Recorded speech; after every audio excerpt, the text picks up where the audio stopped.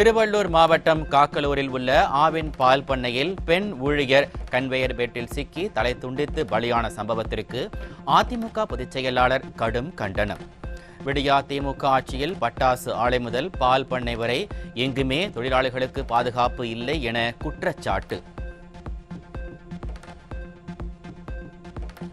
காக்கலூர் ஆவின் பால் பண்ணையில் உயிரிழந்த உமாராணி குடும்பத்தினருக்கு உரிய நிவாரணத்தை வழங்க வேண்டும். இதுபோன்ற விபத்துக்கள் நிகழாவண்ணம் ஆவில் பால் பண்ணைகளில் ஊழியர்களுக்கு உரிய பாதுகாப்பு வசதிகள் ஏற்படுத்தி தர அதிமுக பொதுச் செயலாளர் எடப்பாடி கே பழனிசாமி வலியுறுத்தல். அத்திக்கடவு அவிநாசி திட்டத்திற்கு முழு நிதி ஒதுக்கீடு செய்து திட்டத்தை முழுமையாக நிறைவேற்றியது அதிமுக அரசுதான். மாநில அரசின் நிதியிலிருந்து 1652 கோடி ரூபாயை அதிமுக ஆட்சியில் ஒதுக்கியதாக முன்னாள் அமைச்சர் SP வேலுமணி பெருமிதம். 2018ஆம் ஆண்டு மாண்புமிகு எடப்பாடியார் அவர்கள் 1652 கோடி முற்றிலும் மாநில நிதியிலிருந்து, அம்மாவுடைய அரசிலிருந்து, அப்படி முதலமைச்சராக இருந்த எடப்பாடியார் அவர்கள் முழுமையாக நிதி ஒதுக்கி இந்த திட்டத்தை கொண்டு வந்தார். அண்ணாமலை ஒரு கத்துக்குட்டி என்றும் அரை வேக்காட்டுத்தனமான அரசியல்வாதி எனவும் விமர்சனம். மதுரையில் அதிமுக முன்னாள் அமைச்சர் செல்லூர் ராஜு விமர்சனம்.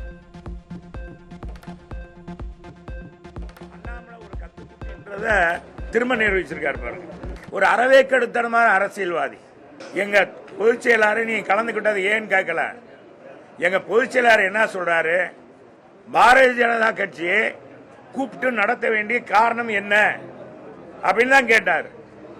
இதுல என்ன அரசியல் நாகரிகம்? ஏயா நான் கேட்கிறோம், நீ அப்ப பட்டவர்த்தனா சொன்ன, ஏன் முதலமைச்சர் என்ன சொல்றாரு, அது மத்திய அரசு நடத்தின விழான்றார். ஏன் முதலமைச்சரை சொல்லலாமே, நாங்க தான் அழைத்தோம், தமிழக அரசு தான் நடத்தினது அப்படின்னு சொல்லி இருக்கணும்ல. திமுகவிற்கும் பாஜகவிற்கும் இடையே இருந்த ரகசிய உறவு வெட்ட வெளிச்சமாகியுள்ளது என முன்னாள் அமைச்சர் டி ஜெயக்குமார் விமர்சனம். நாணய வெளியீட்டு விழா மத்திய அரசின் விழா என்றால் தமிழக அரசின் லட்சினை இடம்பெற்றது எப்படி என பொம்மை முதலமைச்சருக்கு சரமாரி கேள்வி. ஒரு பிஜேபி ஒத்தடிமை திமுகன்றத கண்கூடாவே நிரூபிச்சிச்சு. அதனால பிஜேபிக்கும் திமுகவுக்கும் பொதுச் செயலாளரும் எங்க தலைமைகள் நிர்வாகி சொன்னது போல ஒரு ரகசிய உடன்பாடு, ஒரு ரகசிய உறவு அது தொடர்ந்துட்டு இருக்குது. அதுதான் இந்த நேரத்தில் வெட்ட வெளிச்சமா இங்க நான் சொல்ல வரேன். பாஜக மாநில தலைவராக இருந்து கொண்டு அண்ணாமலை தமிழக மக்களுக்கு என்ன வளர்ச்சி திட்டங்களை கொண்டு வந்தார் என எதிர்க்கட்சி துணைத் தலைவர் RB உதயகுமார் கேள்வி. தமிழ்நாட்டில் வெள்ள சேதத்தை பார்வையிட பிரதமரை அண்ணாமலை அழைத்து வராதார் எனவும் கேள்வி.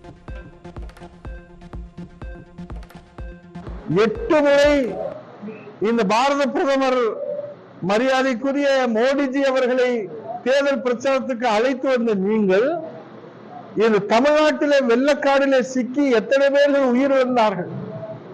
8 முறை பாரத பிரதமரை தேர்தல் பிரச்சாரத்திற்காக அழைத்து வந்த நீங்கள் இந்த தமிழ்நாட்டு மக்கள் மீது அக்கறையோடு அவர்களை நீங்கள் விசாரணைத்து ஆறுதல் சொல்வதற்கு நீங்கள் அழைத்து வந்தீர்களா?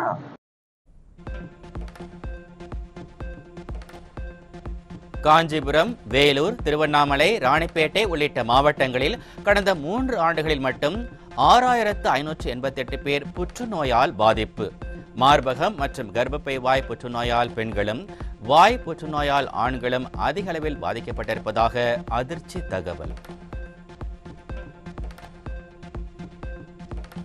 திருப்பத்தூர் மாவட்டம் வாணியம்பாடி அருகே கோவில் திருவிழாவில் நடனம் ஆடுவதில் இரு தரப்பினர் இடையே ஏற்பட்ட மோதலில் இளைஞர் குத்தி கொலை. நிர்வாக திறனற்ற ஆட்சியில் கொலை, கொள்ளை, வழிப்பறி போன்ற சம்பவங்கள் சர்வசாதாரணமாக நடைபெறுவதாக பொதுமக்கள் குற்றச்சாட்டு. குற்றாலம் மெயின் அருவியில் தண்ணீருடன் வந்த கற்கள் விழுந்ததில் 5 பேர் காயமடைந்த நிலையில் மெயின் அருவி மேற்பகுதியில் இருந்த வேர்கள் அகற்றம். கண்கட்ட பிறகு சூரிய நமஸ்காரம் என்பதைப் போல முன்கூட்டியே இந்த நடவடிக்கையை ஏன் செய்யவில்லை என விடியா அரசுக்கு மக்கள் கேள்வி.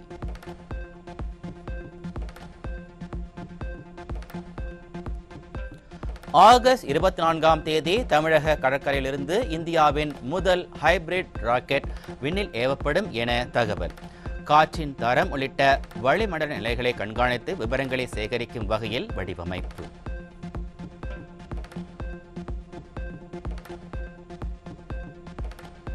விழுப்புரம் மரக்காணம் சுற்றியுள்ள பகுதிகளில் தொடர் மின்வெட்டு காரணமாக இளைஞர்கள் மின்சார அலுவலகத்திலேயே உறங்கி போராட்டம். நிர்வாக திறனற்ற விடியா திமுக ஆட்சியில் தமிழகம் முழுவதும் பல்வேறு பகுதிகளில் தொடரும் மின்வெட்டால் மக்கள் கடும் அவதி.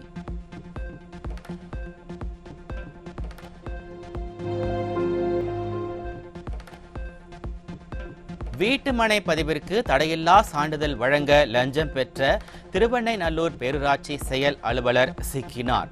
விடியா ஆட்சியில் அரசு அலுவலகங்களில் லஞ்சம் தலைவிரித்து ஆடுவதால் மக்கள் வேதனை.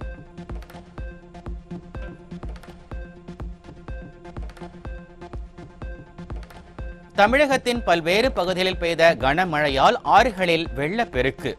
தரைப்பாலங்கள் வெள்ளத்தில் அடித்துச் செல்லப்பட்டதால் மக்கள் கடும் அவதி.